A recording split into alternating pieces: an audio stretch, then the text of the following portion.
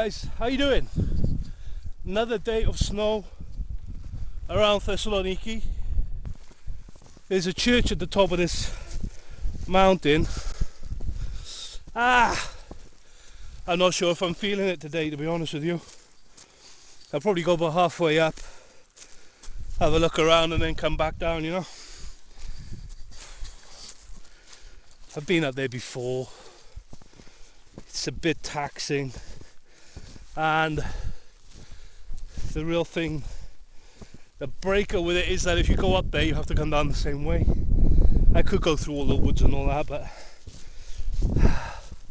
like I said, I'm not really feeling it at the moment. Plus the snow is getting deeper as I get higher, so it's hard going anyway. Got the old coronavirus around at the moment. I think it was 1,000 cases yesterday in Greece altogether, and 100 people dead. On its own it sounds bad, but I think you have to compare it to other diseases or viruses, like the flu, for example, which is much worse. But you don't see the government wanting to shut down the economy for the flu. So that's it, just slogging up here. About halfway up now, I'm absolutely shagged. So this is the view. It's pretty great. In that other video that I did with the snow line, we came up this mountain here and we walked up from the bottom of this valley. I didn't do that today, I took the car. Like I say, not really feeling it today for whatever reason. Plus I just did it a couple of weeks ago, so this is where we are at the moment. The church is going to be up there where my finger is, if you can see that. So we're about halfway up. We've got to go up here and then up this track here. This is the killer here, this is very steep. You know what, I think I'm just going to go and go up to the top of this. Fuck it. I mean, I'm here now. I'll kick myself if I don't do it later. So we've just got this little chute up here, and then we'll be up there. Did I mention I was suffering getting up this far? So we've got another view through here now. Halkidiki is here. If you can just see the peninsula, I'm not sure if it comes out, where it goes narrow and then it opens again. That's the first leg of Halkidiki there. So this is where we are. These mountains are the highest for a long way around this area. Everything is at about 1,000, 1,200 meters. So you got this peak here that we're going up now. Got that one there. Got Hortiati, which you can't go up, and then there's one more down there which is around the same height as well. So sorry, it's 4 peaks around Thessaloniki, and this one just happens to have a church on top of it. Did I mention I was suffering? Whew.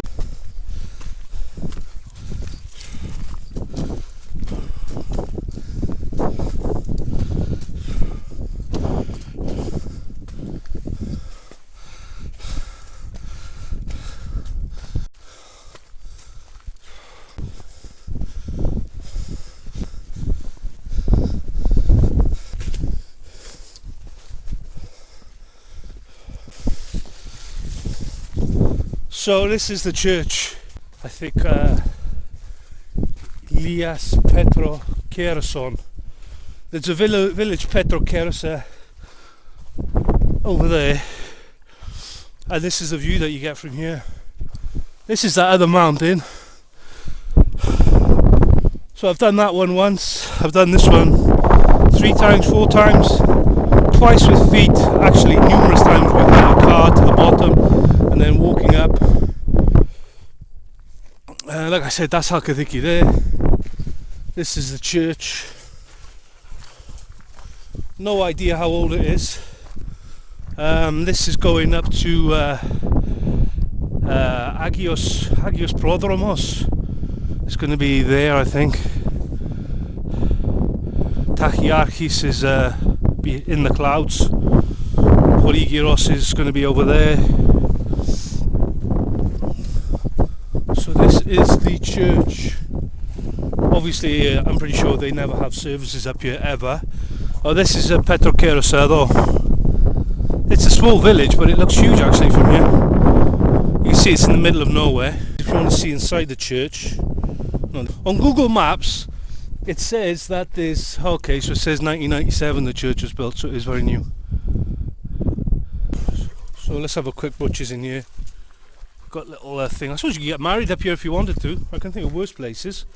Maybe camp out for the reception. They've got a bell here. I'm not going to ring that in case people think I'm in. It's a sign for help. So this is the church inside. Got the pictures all around. I think it's traditional to light candles. I'm not going to light a candle. Little Bible here, some olive oil. Scat!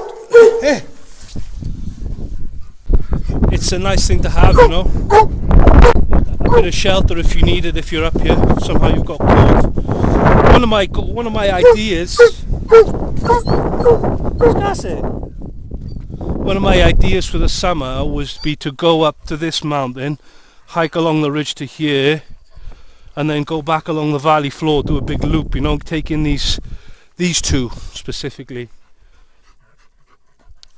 Maybe I'll do it. It looks doable along the ridge. I was concerned that maybe there's too much brush there, you know, a bit of a big bushwhack, which I'm not really into. It looks doable from here in the winter at least. So this is the church. On Google Maps it gives like there's a loop here that you can come up one way. You can see how deep the drifts are here.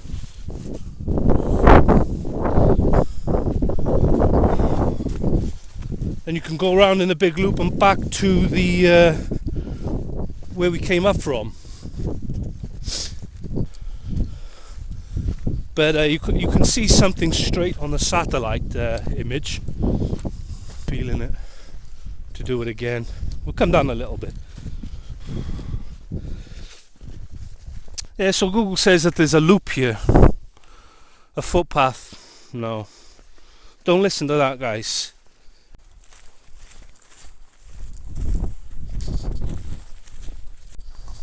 Cob. Edo.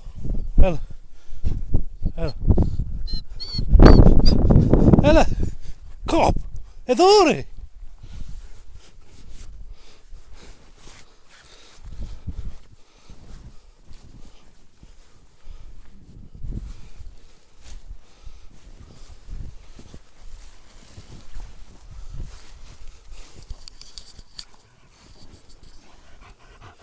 Ti overflows.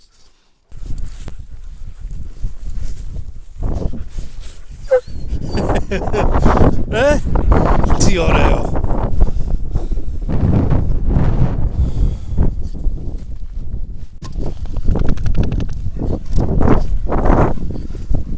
Take a detour on the way down. Just come up to this, what do you call it? Little spur here. And see what the view is like off this. And that's the view from here. Got the Galatisa is there. Vasilika is, I think it's not Vasilika. Could be. They've just made this new road down to Galatisa from here, which is fantastic. Narrow, bit tight, but good surface, smooth, and basically empty. We are observing the corona quarantine. We're not coming into contact. We're not coming within 2 meters of anybody.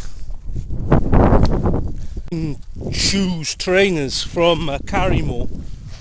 Very good. Like I'm walking down this now on touch wood. I've got, you know, superb grip. Even though it's wet moss and grass. I mean, if I was on trainers now, I'd be... So, you know, the soles is what makes the difference with these. Let's see if I can show you. The soles are like that. Teeth in them, which is, you know, what you need. For years I've been using trainers and To be honest, I've had to go different ways, not being able to go where I wanted to, just because I didn't have the grip. You know, on basically on grassy slopes or dirt slopes that are very steep. You know, where there's nothing to grab onto. So these, I feel like I can more or less go anywhere I want now. Try not to slip on my ass coming down this snow. Karrimor they are. Downsides to them, the sole is stiff. The sole is much, well, yeah, the sole is much stiffer, I would say, than trainers. But I suppose it needs to be to support the, you know, those rubber cleats that are in it. So I suppose you can't have one without the other. So when I first had them, did get sort of aches in the calves and the shins, which I wasn't getting with trainers before. But now I've been using them for a while and I don't get that anymore. Comfort wise, the first time I wore them it was a little bit uncomfortable around the toes. But now that is gone also. They are not waterproof at all. I mean at all. Like this mesh, it's just mesh on the toes. I mean they're completely open, which is good and bad. Do I wish they were a different colour? Look, yeah, I do. I wish they were a bright colour, to be honest with you. But it is what it is, it's not the end of the world. I actually got them from Sports Direct in the UK. I think I paid 35 quid for them. I was looking, well, everywhere really, and I liked a pair of Salomon, like do trail running shoes, I think they call them.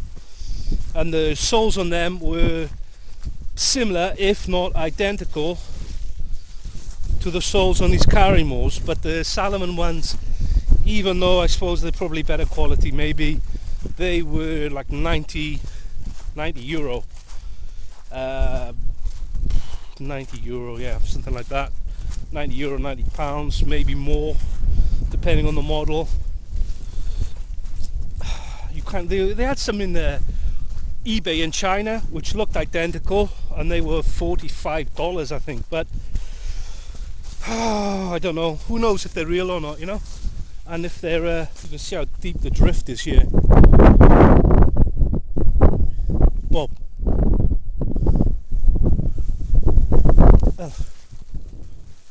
Hello. Ella. Ella.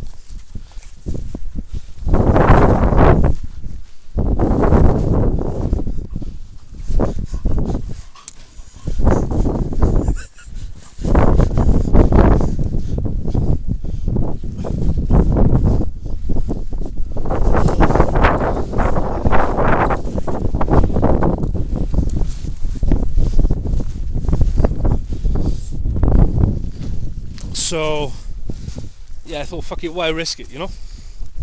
Not that I got anything against China, honestly, but what I have got an issue with China is replica stuff. If they say it's X brand and it's half the price, there I found a problem.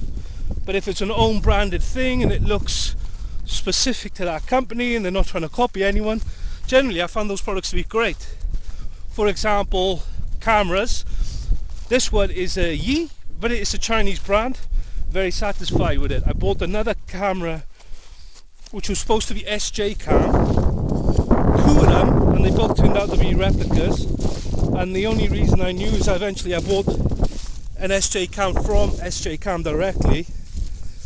And then you can understand the difference in the quality. I mean, it's night and day. I've also bought a Samsung phone from China, and that broke in a week, so that's not good. But I've bought many Chinese brand mobile phones,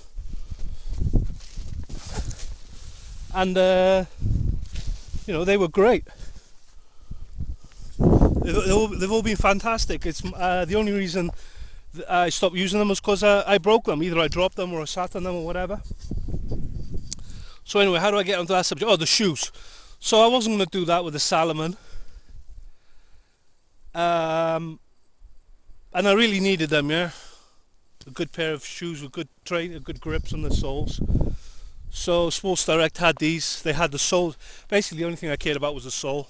And the price was right. I think these were, they said, originally 80. If you believe that. And then that was it. Got them, and jobs are good, and very satisfied so far. So you can see how big these drifts are. If we can just torture the dog a little bit.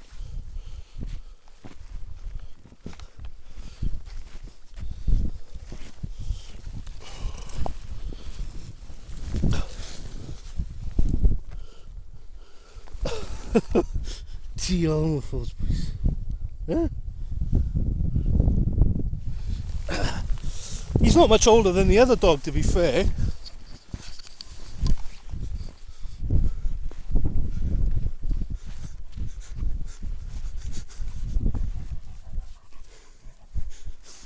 He carries Bobby.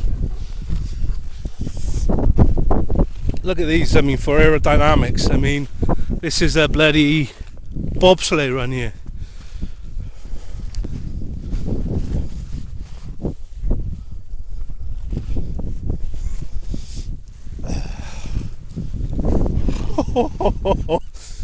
Cob!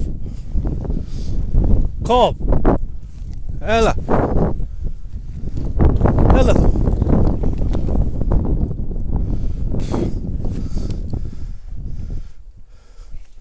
Ella!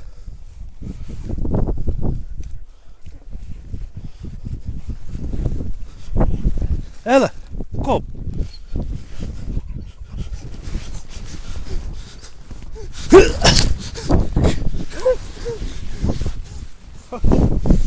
Cob!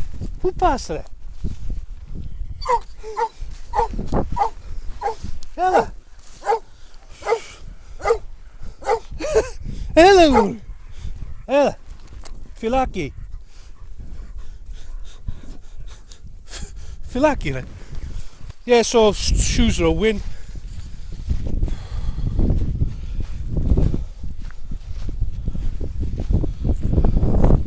Nice breeze, nice and cool. So much easier going downhill than going uphill. I suppose that's obvious, but I just wanted to point that out, that it's the case today also in the snow. I mean, let's go into this little hairpin at the end of this track here in the corner before we go down, and just have a quick look around. So this is this little area where there seemed to be some rocks before. There seems to be something here. Is that a wall? Just have a quick nose around here. I think it was definitely human activity here at some point. I mean, this shape here makes me believe that's human. Okay, we're in. I've got to put the camera away here. You could say this is it here, but this is a stream, not a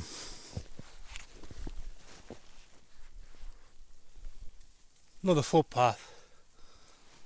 It's so steep. You'd have to walk up it so far. I suppose you could argue it came down here and around here, but you do see these things like this, formations like this. Usually, well, I think I'll be right in saying it's always a result of human activity, and I think limestone was very important in this area, in the Thessaloniki area in general, at some point.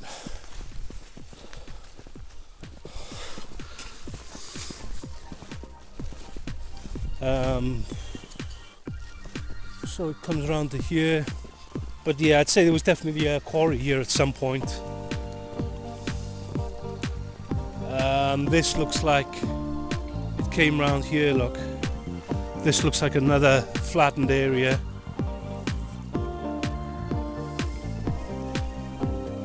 So you can see that the quarry is there with the loose stones. So I expect they could have been digging there and then bringing it back this way. Because this is cut in again, look. How old these things are? There's one by Riccio. And they say that is over. It was abandoned in 680 BC. And I think they were doing lime there because you can see the remnants, in my opinion, of what looks like kilns. I say they look like kilns because why am I walking through the bush directly? Because we went to Latamona's castle and they said they'd found lime kilns there, and the way they're laid out and basically just the outline of them, they look, things in Riccio look exactly the same. Come down to this area here, and I'd probably expect to see some lime kiln shapes buried around here somewhere, possibly here. Maybe this was it. This could very well have been a kiln at some point.